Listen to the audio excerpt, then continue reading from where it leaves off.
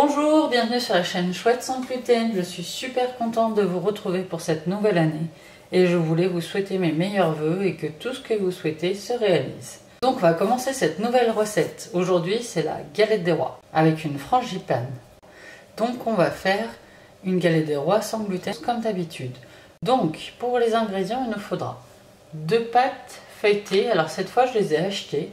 Ensuite, si vous voulez que je vous fasse une vidéo sur la pâte feuilletée, comment la faire soi-même sans gluten et sans lactose, je la ferai avec grand plaisir. Mettez-les moi en commentaire, n'hésitez pas.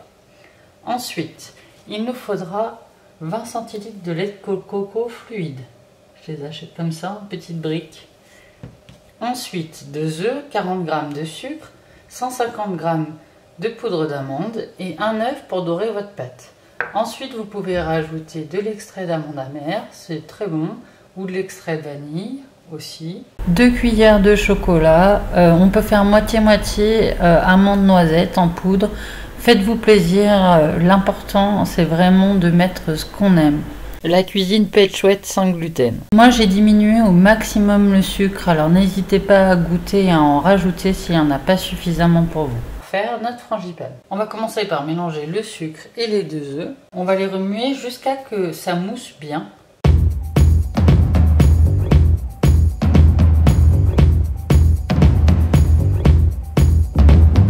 Nos œufs et notre sucre ont bien moussé, ils ont blanchi. On va y rajouter notre lait de coco fluide. J'y préfère le lait de coco car c'est un peu moins chimique que la margarine. On m'avait fait le commentaire, alors j'étais allée chercher. Et c'est vrai que la margarine est très transformée, c'est pour ça que j'ai essayé de chercher une autre technique. C'est pour ça, n'hésitez pas à me laisser vos remarques, à me dire ce que vous faites. Et c'est du partage cette chaîne, c'est pour ça que je l'ai créée. Ensuite, on y rajoute notre poudre d'amande.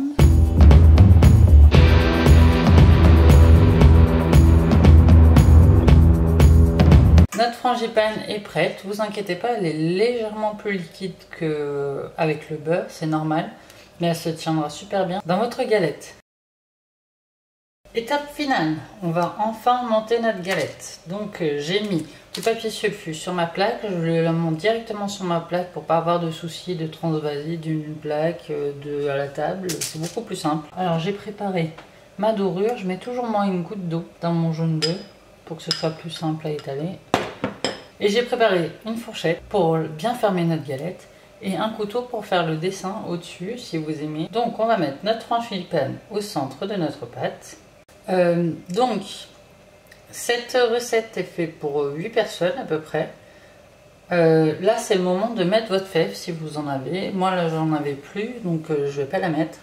Mais si vous l'avez, ne l'oubliez pas. C'est toujours la chose qu'on oublie au dernier moment, on se dit ah elle est restée sur notre plan de travail.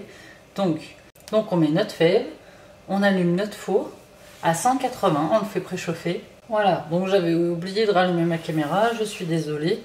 Donc j'ai mis de l'eau autour de ma pâte, j'ai posé ma pâte et ensuite on va mettre notre deuxième pâte au-dessus.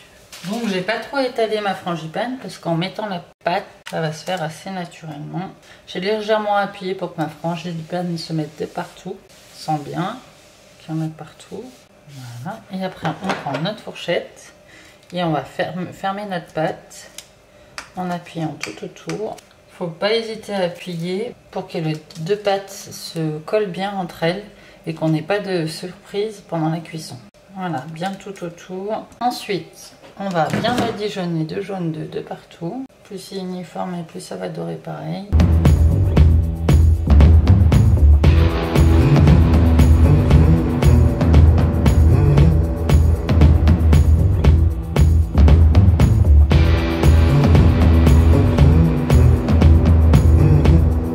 Ensuite, on va prendre notre petit couteau et on va y faire les dessins de votre choix.